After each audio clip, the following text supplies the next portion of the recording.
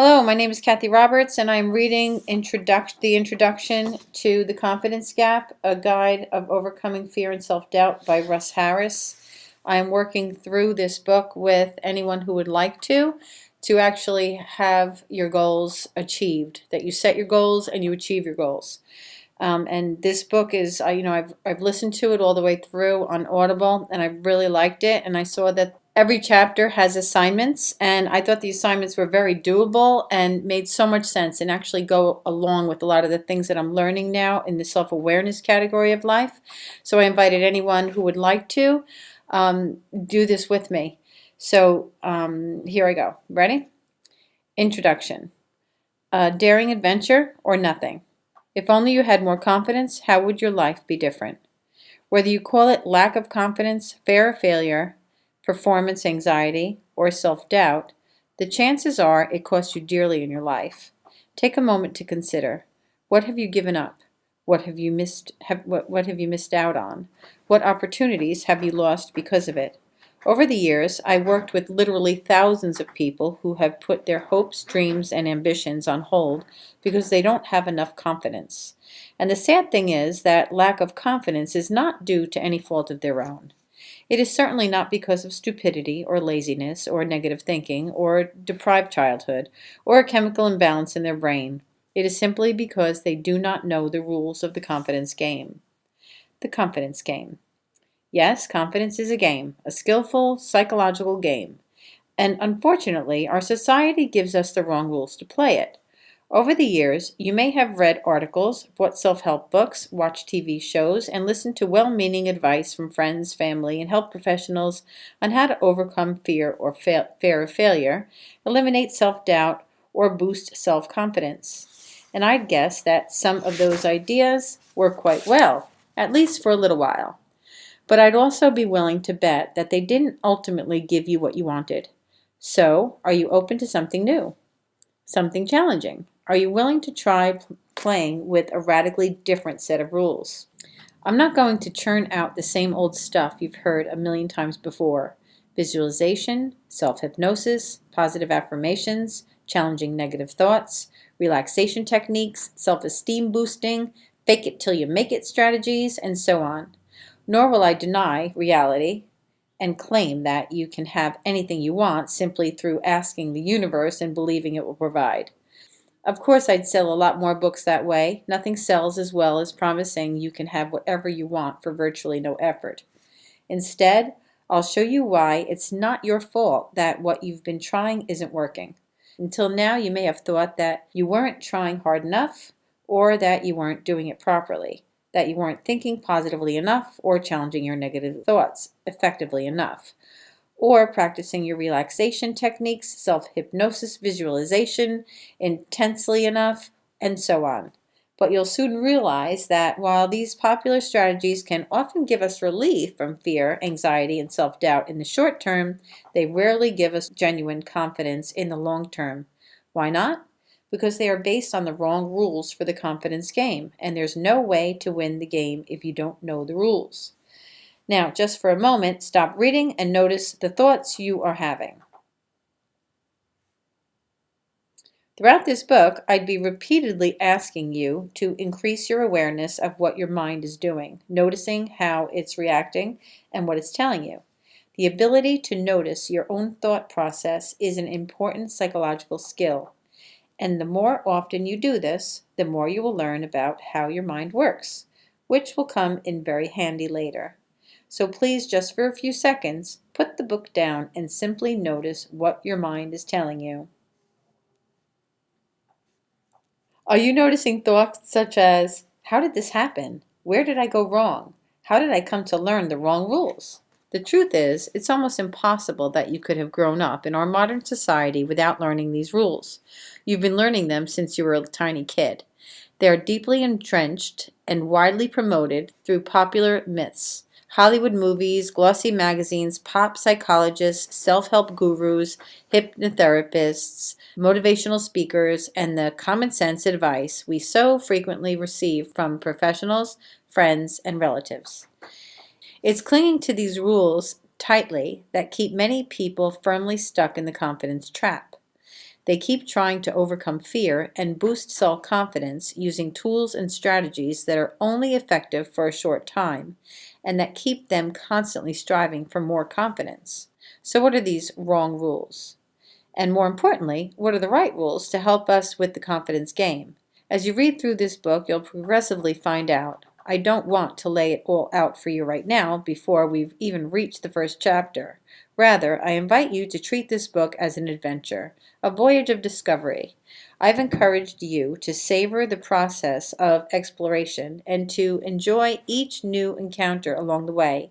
On this journey, you'll discover a revolutionary new approach to maximizing human potential, a model of challenge that is firmly based on cutting-edge research in human psychology, and you'll learn to develop a mindset known as psychological flexibility, a powerful mental state that enables you to respond effectively to fear, anxiety, and self-doubt. You'll also learn to develop genuine, lasting self-confidence, and you'll learn to enhance your performance in any area of life, from sports, business, and creative arts to socializing, parenting, and sex. Too good to be true? If at this point you're feeling doubtful or cynical, I think that's good, and I'd encourage you to maintain your skepticism. Please do not believe anything just because I say it's so. After all, if believing what others tell you was the best way to resolve your problems, you'd have sorted them out long ago. So rather than automatically believing what I say, please always check your own experiences and see if it's true for you. Can I absolutely guarantee that the method in this book will work for you? Well, if you ever encounter anyone who makes you a foolproof guarantee of success, then please do not buy anything they are offering. A guarantee of this nature is a sure sign of insincerity or self-delusion. Even top surgeons will never guarantee that the operation will be a total success. They will tell you their best estimate of the odds of success, and then they'll get you to sign a consent form acknowledging the small but possible risks of all the things that might go wrong. So what are your odds of success if you use the methods in this book? Very, very high. Why do I say that? Because this book is based upon a new model for changing human behavior that is shaking the very foundations of Western psychology. In the worlds of sports and business, this model has various names, including the mindfulness, acceptance, commitment approach, mindfulness-based emotional intelligence training, or psychological flexibility training. Most commonly, it is known as acceptance and commitment training, or ACT, which is said just like the word act, not the initials, ACT.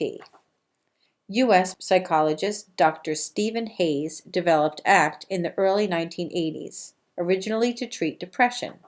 In the world of counseling and psychotherapy, it is known as acceptance and commitment therapy. Unfortunately, back then, ACT was such a revolutionary concept, it took more than 25 years before the wider world of psychology was able to embrace its insights.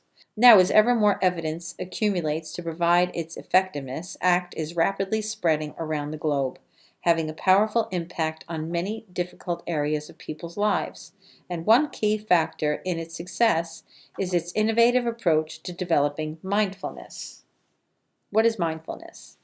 Mindfulness is the mental state of awareness, openness, and focus. When we are mindful, we are able to engage fully in what we are doing, let go of unhelpful thoughts, and act effectively without being pushed around by our emotions. Mindfulness has been known about in Eastern philosophy for thousands of years, but until recently we in the West could only learn about it through following ancient doctrines from the East, such as yoga, meditation, Tai Chi, martial arts, or Zen. ACT allows us to develop mindfulness skills in a short space of time, even if we don't follow these ancient traditions. There are 3 key mindfulness skills that will play a major role in your journey to genuine confidence. These are known as diffusion, expansion, and engagement. Diffusion. Diffusion is the ability to separate from your thoughts and to let them come and go, instead of getting caught up in them or allowing them to dictate what you do. Diffusion provides a powerful way to deal effectively with painful, unhelpful, and self-defeating thoughts and beliefs. Expansion. Expansion is the ability to open up and make room for emotions, sensations, and feelings, and to let them come and go without letting them drag you down, push you around, or hold you back. Expansion provides a powerful way to handle difficult emotions such as fear, anger, and anxiety. Engagement. Engagement is the ability to be psychologically present, to live fully in the moment, to be fully aware of what is happening right here, right now, instead of being caught up in your thoughts, to be open to, curious about, and actively involved in your here and now experience. Engagement is an essential ability if you wish to perform well or find satisfaction and fulfillment in whatever you are doing. But there's more. There's more to ACT than developing mindful skills. It also involves clarifying your core values, your heart's deepest desires for how you want to behave as a human being, and using those values to motivate, inspire, and guide your ongoing action. When mindfulness, values, and commitment actions, when mindfulness, values, and committed actions come together, they give rise to psychological flexibility and ability to take effective action guided by values with awareness, openness, and focus. The ACT model is remarkable in its adaptability.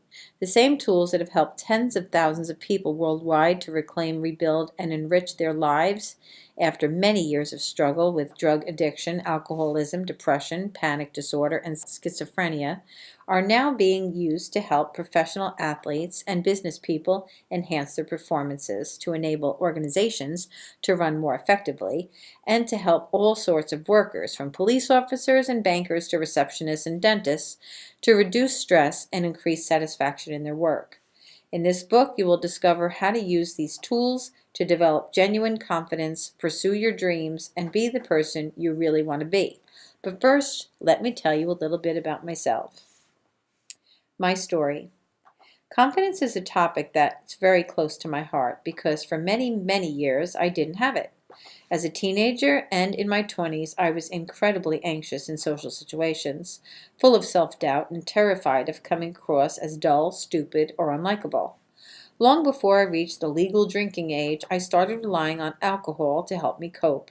And by the end of my first year at medical school, I was drinking heavily on a daily basis. This got progressively worse, and on one occasion, in my third year at medical school, I was admitted to the hospital via ambulance with alcohol poisoning. My embarrassment was intense, but not as bad as the hangover. My low self-confidence also played out in intimate relationships. I was so afraid of rejection, I never asked girls to go out with me unless I was drunk, and they usually only said yes if they were drunk too. On those rare occasions when I did actually have a girlfriend, I would usually end the relationship after about 2 weeks. I figured if I ended it quickly, she wouldn't get a chance to realize how inadequate I was. In other words, I got to reject her before she could reject me. I had similar problems with studying.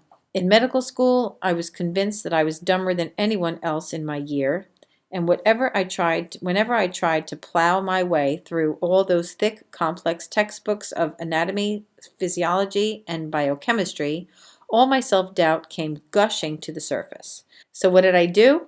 Well, I didn't like those feelings of anxiety or those thoughts about being dumb, so I avoided them. I avoided studying. And the consequence? For my first 2 years at medical school, I failed every single exam and had to take them all again. Of course, the heavy drinking didn't help. I was very lucky I didn't get thrown out of medical school. At the time, I set a new record for failing exams. I always managed to do just enough work to pass them the second time around. Eventually, I learned my lesson. In my 4th year at medical school, I started to study sensibly, and 2 years later, I qualified as a doctor, which gave me a huge sense of achievement. But did that boost my low self-confidence? Far from it. Once I had graduated, my self-doubt went through the roof. Working as a junior hospital doctor, I was constantly in a state of high anxiety. I was terrified of making the wrong decision, or giving the wrong drug, or missing the correct diagnosis. My hands always got sweaty when I'm nervous, but at this point in my life, they weren't so much sweating as dripping. I would wipe them dry by the sides of my white coat, but within moments they would be hot and clammy again. And if I had to wear rubber gloves for a medical procedure, The gloves would literally fill up with sweat.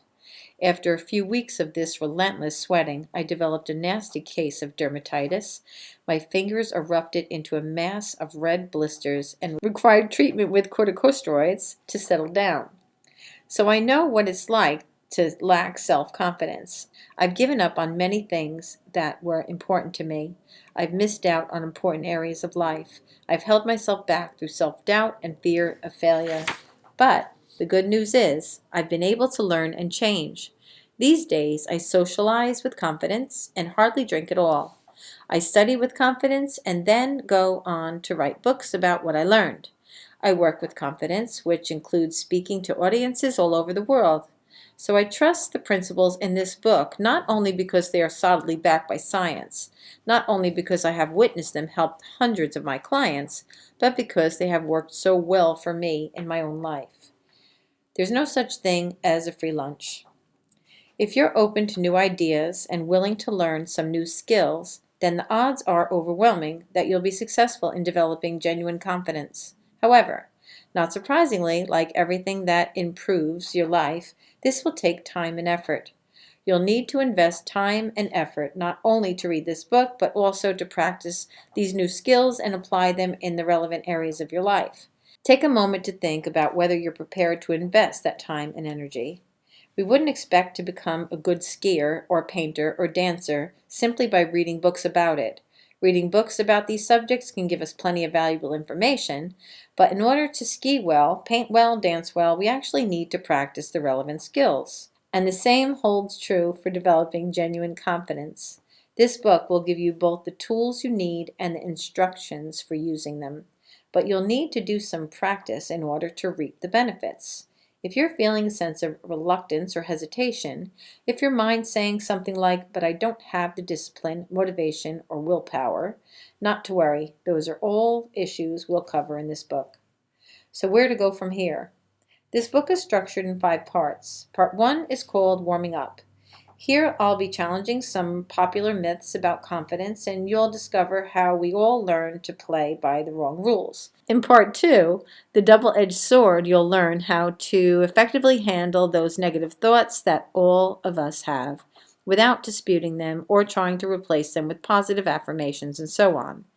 In Part 3, What Gets You Going, you'll discover the fundamentals of self-motivation and how to overcome psychological barriers. In Part 4, Taming Your Fear, you'll learn step by step how to fundamentally transform your relationship with fear and anxiety. And in Part 5, Playing the Game, you'll discover how to bring all your new skills together for genuine confidence, ongoing success, and peak performance in your chosen field of endeavor. At school, you probably learned about Helen Keller. Born in 1880, Helen was 19 months old when she was struck by meningitis, which left her permanently deaf and blind. Against all the odds, she learned to read and write, and went on to become a great author, powerful advocate for progressive social change, and ultimately a Nobel Prize winner. She is widely quoted in countless books, and probably her most famous saying is this: "Life is a daring adventure or nothing."